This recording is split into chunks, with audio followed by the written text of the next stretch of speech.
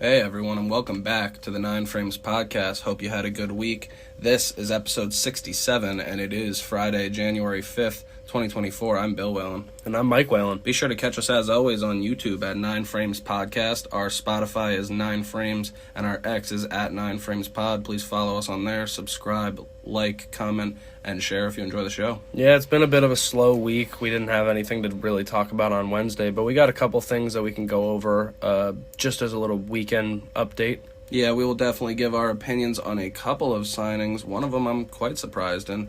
Stay tuned.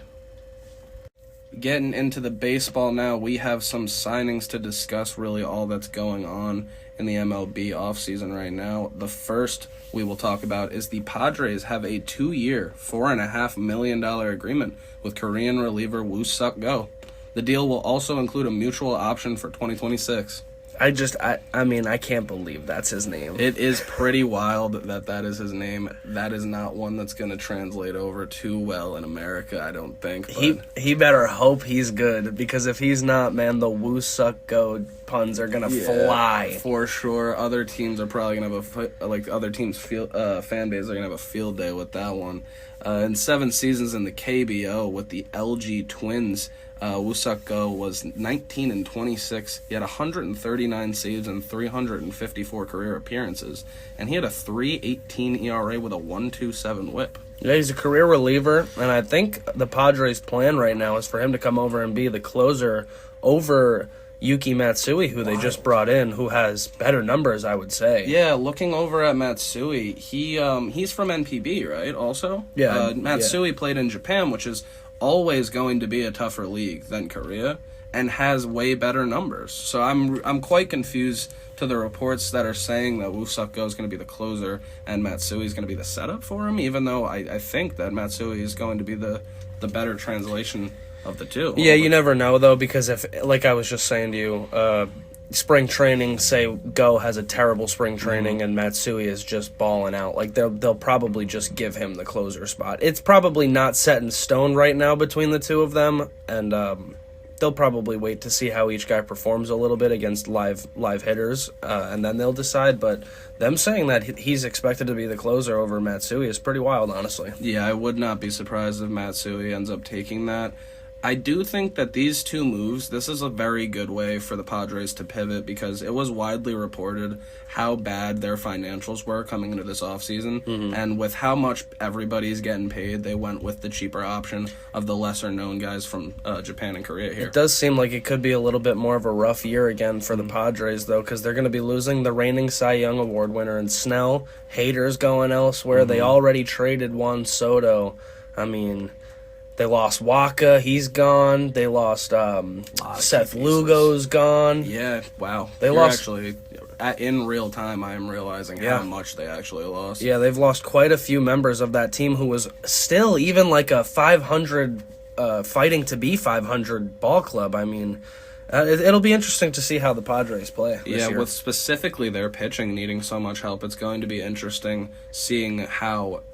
I mean, the back end of their bullpen is entirely rookies now. Korean and Japanese rookies coming over who have never pitched a big league inning. Now, they could still bring other relievers to try to stabilize with more Major League Baseball veteran-type guys, like, say, a David Robertson they could go out and grab to... Yeah, Kendall Jansen's still out somebody there. Like that could be available for trade. I mean, there's options to add stability, but...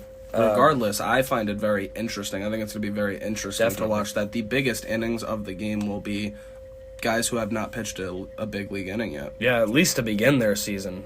That is pretty crazy to think about. The 8th and 9th inning has a lot of... You can't even call it uncertainty. They know the direction they're going with it.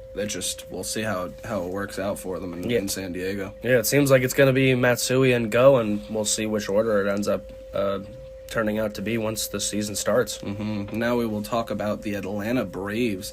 They just traded, we talked about it on the last episode, it was Vaughn Grissom for Chris Sale, and they doubled down on Chris Sale. Last episode, I was saying it's not too big of a deal because maybe they just want to try for this year, and they have so much positional player depth that they just want to try to see what Sale will do this year and go from there. But they doubled down and give him a 2-year, $38 million contract extension with an $18 million club option in 2026. So, I mean, that could end up being, that could end up being a 4-year deal. Wait, no, that's still end up, the club option is the 3rd year. Yes, yeah, so it's 'Cause a he has 2-year this- extension, yeah. and then, 2-year extension, and then a 3rd-year club option. I mean, $18 million is a pretty hefty one in 2026 for a guy who's getting up there. Yeah, I mean, he hasn't really thrown a lot of innings up until last year, which he still only had slightly over 100. He's dealt with some injuries in With Boston. an ERA well in the 4s. Yeah, so, I mean, maybe this is a way for them to make themselves feel better about parting with Von Grissom, a top prospect in their system, is to give them at least a couple years of a chance with Chris Sale. Because, I mean, if Chris Sale is healthy and ready to go again, he used to be. It's wild, Special. man. I'm not really sure what Atlanta's seeing, unless they're looking back nearly half a decade now. Yeah. You'd have to look back nearly half a decade to when this guy was really producing at a big league level. What is that, 2018, 2019 was That his is last half a decade. really dominant seasons was then. Yeah. So, I mean, I don't know. It's a lot of money. It's going to be insane if he just goes there and deals again. Yeah, I had that thought in the back of my head. I mean, it would be a little bit suspicious because he has just been so bad and so injury-riddled. If he just goes to the Braves and they just completely fix him, I don't know, something's got to be up. If he pitches well, that is a mean rotation with Strider, Fried. Now you got Sale. You got, Bryce Elder. Yeah, I mean, he is still Chris Sale, so I'm not going to immediately say that they're definitely cheating if he bounces back, but, like, That's why it's so odd, because the Atlanta Braves specifically, why him? Their franchise for a while now, probably the last 10 years, when you see their name pop up, you're never like, why would they do that? No. The Atlanta Braves don't make mistake moves, but this is one of those moves where I look at it and I'm like, I don't really get that one. Yeah, in terms of speculation as of right now, like when the move just happened, it looks like what are the Braves doing? But who knows? In a year and a half, we could be saying like, damn, they made out like crooks because maybe Von Grissom doesn't turn out to be a great big leaguer, and they get serviceable innings out of Chris Sale for a couple of He years. returns to his former form. That is a Cy Young caliber arm, so Oh yeah, you can't knock it if they're getting that guy, but we haven't seen that guy in quite some time. yeah. My only thing is that like it's not like he's particularly cheap.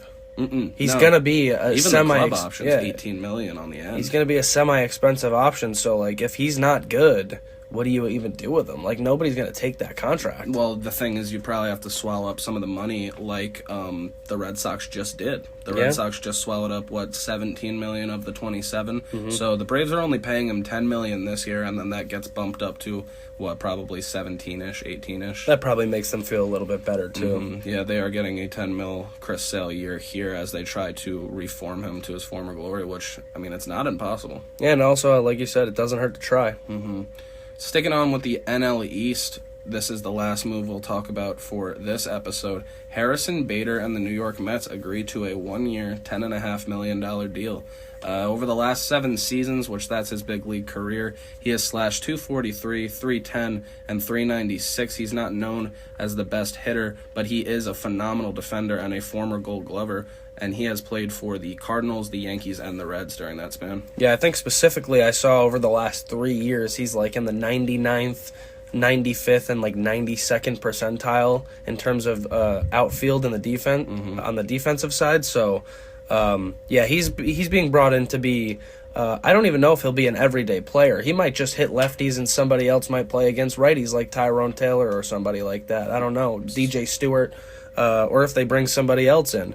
But as of right now, when he's in the lineup, I would say that Nimmo's going to move over to left, and he's going to be in center field because he's not really in there for his bat as much as he is for his absolutely elite glove. He's one of the best defensive players in the whole sport. And Nimmo plays a really good outfield, so that's going to be a good defensive outfield out there in Citi Field. And if Marte is back healthy, he plays a pretty solid right field as well. Yeah, and you bringing up Marte and him being healthy or not healthy is actually a good point, because the Mets in particular, in baseball in general, outfield depth is very important, but specifically for the Mets, their outfielders have been getting banged up in recent seasons, so deals like this and having Tyrone Taylor in the organization, I think they're big. The Mets have a ton of options in the outfield now with, like I just said, DJ Stewart, Tyrone Taylor. McNeil can slide out there. Beatty can play a little bit of left if they need him to. They've got options. I mean, and like I just said, who's to say they're done? Like they could still go out and get somebody like Jorge Soler to play DH who could also play the outfield if you absolutely need him to. I think personally the Mets can't be done. I think they're one big signing, maybe two, away from being done. That would be they need a DH option, potentially a third base option. You could two birds, one stone, Justin Turner on that one. Or you get a guy like J.D. Martinez, you get Jorge Soler maybe, and then I think they can use a couple arms probably. I think, like you just brought up David Robertson, bring him back and have him work the eighth like he was supposed to last season. For Edwin. With Edwin in the ninth. Yeah, I saw that the Mets are also, I don't know how true it is, they're also looking like they're interested in Josh Hader, who wants a contract more than... Hader and Hader. Yeah, but he wants a contract more than Eddie Diaz, who they already have. You're going to be paying your eighth and ninth, the two most reliever and like who salaries. Goes to you're offering that deal by saying Hader's going to the eighth? Yeah, he'd have to be. That's a lot of money for an eighth inning guy, but it is very important innings to get through. I don't see that match happening because I think Hader's going to want to close somewhere. And he's not closing over Edwin Diaz. No, and specifically, I think Josh Hader is going to get a lot of money. And like you said, there's got to be 20 teams that are willing to put him in the ninth inning role. Of course. I mean, I wouldn't be surprised if the defending World Series champions want to put him in the closer role. That would be perfect for them. There you go. That was like the only thing that they were uncertain about was their bullpen at the end of last year, and they could end up going with Josh Hader. Yeah, he's got plenty of suitors, and he's going to make a lot of money, so I don't know if the match is made for the Mets and him, but they're not done. Bader, like we said, is the best way to describe it. He hits in the blue, but he fields and he runs in the hard red. Yeah. I mean, that's what you're getting with this guy. You know what to expect, but, man, he's also a guy who the Yankees fans let him hear it when he wasn't swinging it because you got to know that that's what you're getting with this guy. He's also a guy that has made it known he loved playing in New York. He was very upset when the Yankees traded him. He didn't really know how to take it. Yankees fans loved him for that great glove. Oh yeah. So they weren't. I saw on Twitter when they let him go, they weren't too happy about letting him go either. Yeah. So that him wanting to play in New York doesn't surprise me that he comes to the Mets, and also the fact that he was college teammates on the Florida Gators with Pete Alonso. So they're back together again. They're good friends. Obviously reuniting with Luis Severino, who is also coming from the Yankees. And you know what, man? On Twitter. That Mets locker room is starting to seem like it's going to be a lot of fun. A lot of guys that are really close to each other and hopefully they're just ready to play baseball, man. Yeah, it'll be interesting to see how they do because we still don't know the validity of this, but when they got rid of Max Scherzer at the deadline last year, it was supposedly said that this year is supposed to be a retool, not year that they expect to be competitive, and then the year after that, they're really going to load up. So, I mean, we'll have to see because the team is shaping up decently, but like you say, it's not a first-place team, especially when you're in a division with the Braves. Yeah, and the Phillies. I mean, it's a tough division for sure. I mean, if this is a kind of an off year, I'm okay with it. I think because they got the free agency class with Walker Buehler and Juan Soto next offseason. I mean, if they're saving the money this offseason to do it next season, those two guys could really change your organization. And as a Met fan, you look at it, and their name is always in the discussion, and they are getting little deals done, so it's not like they're just mailing it in either. Yeah. I mean, I don't have a problem with the way the Mets have approached this offseason. They were going extremely hard for Yamamoto. They missed out on him. What can you do? You offered the guy $325 million. Oh, they did all they could, yeah. It's the same deal. I think it's better to do what they're doing and make these smaller, under-the-radar, hopefully pay-off later kind of moves instead of just pivoting emotionally and throwing a lot of money at somebody that could hurt you in a couple years. Yeah, that's exactly right. And I think these little moves that they have been making, there are ones that help you win ball games. Yeah. I mean, Bader is a positive WAR guy. I mean, everybody they've added this offseason, between Joey Wendell, we forget about him too. Yeah. He's another guy that plays absolutely everywhere. Very true. Harrison Bader and who was the third bat that they added? Tyrone Taylor. Tyrone Taylor. They just They're all positive wins above replacement, so that's all you want to add to your ball club. Mets maybe one big signing of a DH/third baseman, and and then that might be it for them. Give me Jorge Soler. Yeah, I would love a Soler. That's who I'm in on right really now. like J.D. Martinez or a Justin Turner reunion would be fun. If the Mets can somehow get Jorge Soler to DH and then Justin Turner to play third base / DH, and then I don't know. I don't know if they're going to do both. It seems like there would be too little spots for everybody, but we'll see. We'll see what they do. Yeah, it is interesting. It's an interesting time in the NL East as a couple of deals are done there, and Woo-Suk goes to the Padres. Thank you to everybody for watching and listening wherever you do. That was episode 67 of the 9 Frames podcast, and it is Friday, January 5th, 2024. I am Bill Whalen. And I'm Mike Whalen. Be sure to catch us, as always, on YouTube at 9 Frames Podcast. Spotify is 9 Frames, and our X is at 9 Frames Pod.